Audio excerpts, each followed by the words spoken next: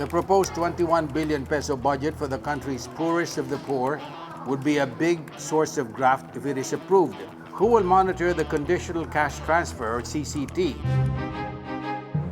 Hindi bilib ang kolumnistang Simon Tulfo sa figura ng Conditional Cash Transfer o CCT program ni Pangulong Aquino, ang Pantawid Pamilyang Pilipino program ng dating Administrasyong Arroyo.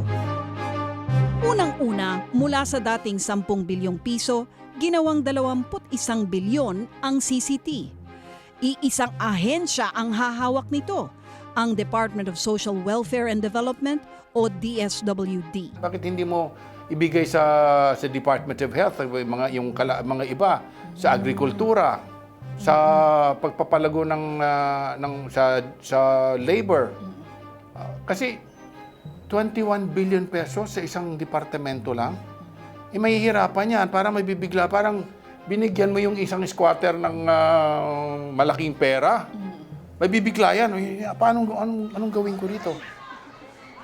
Salbabida raw ng ating mga mahihirap na kababayan ang CCT. Ang bawat pamilyang benepisyaryo ay bibigyan ng hanggang 1,400 pesos kada buwan. 300 pesos bawat batang pumapasok sa paaralan at 500 pesos sa buntis na magpapacheck up sa center.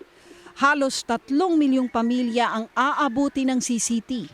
Hanggang 3 bata lang bawat pamilya ang bibigyan ng pondo. Si Ramon Tulfo po ito, ng isang bumukay Tulfo. Sabi ni Mon, tama na tiyakin ng gobyerno na nag-aaral ang mga bata at napapangalagaan naman ang mga buntis. Pero nasaan naman daw ang pondo para sa mga school building na papasukan ng mga bata? Ang pampagawa ng health centers na pupuntahan ng mga buntis at pangsweldo sa mga health worker na titingin sa kanila. Kabado si Mon na ang grasyang ipamumudmod ng DSWD ay magagastos lang sa bisyo. Babalikan pa rin natin yung ugali ng Pinoy. Bibigyan mo yung pera na yan, isusugal lang yan.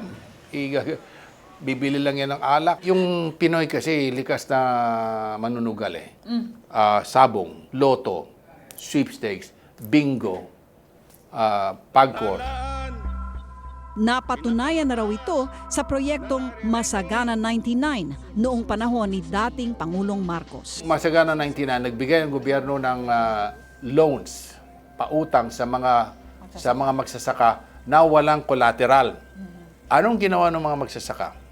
Ang una lang ginawa ay bumili ng TV, radyo, ref.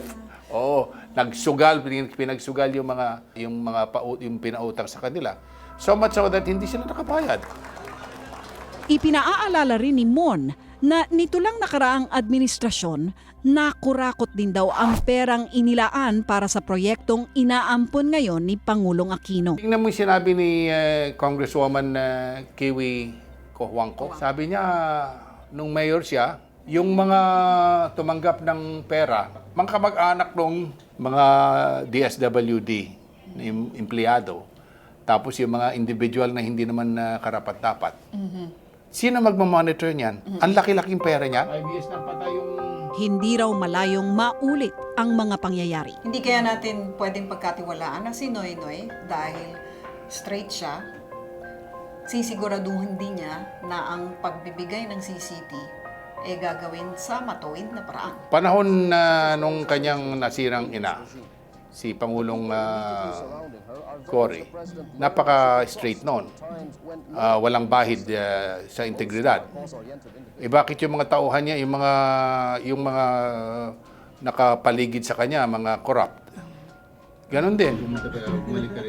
Maraming umanong nakakausap ang kolumnista na nagdududa sa CCT kahit pa daang matuwid ang ikinakampanya ng bagong pamahalaan. Ang sinasabi nila, mapupunta ba sa amin yan?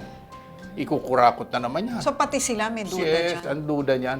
Kukurakot yan. Saan naman yung mga pera naman ng araw? Saan yung sinasabi nilang 10 billion pesos? Hindi naman kami nakinabang dyan. May ganong feedback. Derechahang sinabi ng kolumnista na diskumpiyado siya kay DSWD Secretary Dinky Soliman. Minsan na raw kasing nasabit ang pangalan ng kalihim sa issue ng 10 billion peso government peace bonds kung saan kumita raw ng 1.4 billion pesos na komisyon ang NGO na dati niyang kinabibilangan. Pero hindi kaya wala, in fairness to Dinky, no? Wala pa namang napapatunayan. Pangalawa, hindi rin napapatunayan na siya nga ay may liability dun sa usaping yon. So hindi kaya unfair na piniprejudge na natin na ang DSWD sa panahon ni Pangulong Noynoy ay may kakayahang gamitin ang 21 billion pesos na yan upang talagang maisagawa itong CCTV. Bakit ibigay mo sa isang departamento yung 21 billion pesos? Napakalaki niyan. Bakit hindi mo i-distribute? I am very grateful and appreciative that the current administration found it successful enough to continue and in fact to expand. But the question is, how much expansion can we afford? Pagkatapos ng matagal na pananahimik, si dating Pangulong Gloria Arroyo ay biglang nagsalita para kontrahin ang CCT na ipinagtatanggol niya noong kanyang administrasyon.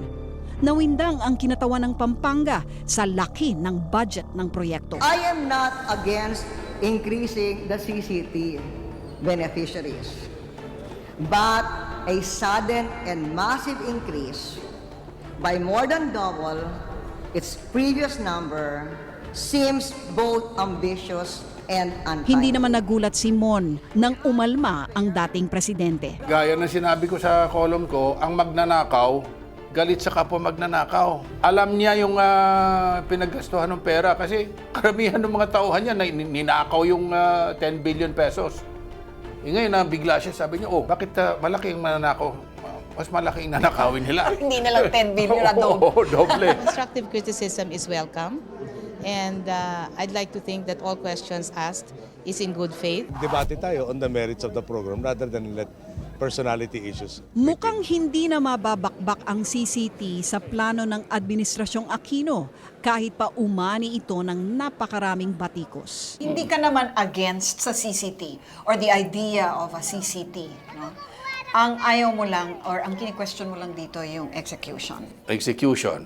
Maganda yan, pero dapat hati-hatiin. Huwag lang yung sa isang departamento at saka huwag lang yung sa pagbibigay doon sa... Parang bang naglilimos, yung gobyerno naglilimos. Di ba mayroon tayong batas na pinagbabawal na ang pagbibigay sa mga humihingi ng limos? Sa mga pulubi? Sino mag-monitor yan? Ang dami yan. Karami-raming... Yun na lang, pag-train na lang ng mga tao magbibigay niyan. Mahirap naman daw pagbasihan ng pagtaas lang ng enrollment taon-taon. Madami yung tao. Tsaka talagang every year talagang may natural increase. Dadami pa ang tao dahil sa panganganak, ang dami-dami nating Pinoy. Pulis, politika at korupsyon ang kadalasang paksa ng kolom ni Mon. Pero hindi niya mapalampas ang CCT. Yung interest ng nakararami, yung conditional cash transfer, pinag-uusapan yan. At yung I have my ears on the ground kasi. Anong naririnig mo na sa pananaw mo ay yun ang usap-usapan on the ground tungkol sa CCT? Yun na nga, yung magiging tamad, mas lalo lang pinopromote yung katamaran ng mga tao. 2 plus Apektado raw ang mahihirap sa CCT at kapag tinamaan ang mahihirap, madalas police story daw ang kinakalabasan. Diyan ang nangyayari yung nakawan, di ba? Yung krimen, pinagbumulan ng krimen. Pag yung naghirap yung tao, ang ginagawa niya, he resorts to crime. Naniniwala naman si Mona pwedeng ayusin at gawing epektibo ang CCT. Kailangan lang daw ng ekstrang ingat at pagmamatiyag. I'm sorry, but talagang magagalit sa akin ang karamihan ng mga Pinoy. Pero talagang ganun ang ugali natin eh. Kailangan natin sikil sa ulo. Kailangan ganun din. Anong ginawa ng Manila Water? Hindi dinevelop ang Wawa Dam. Kinolekta yung 732 million pero ginasta para sa ibang bagay.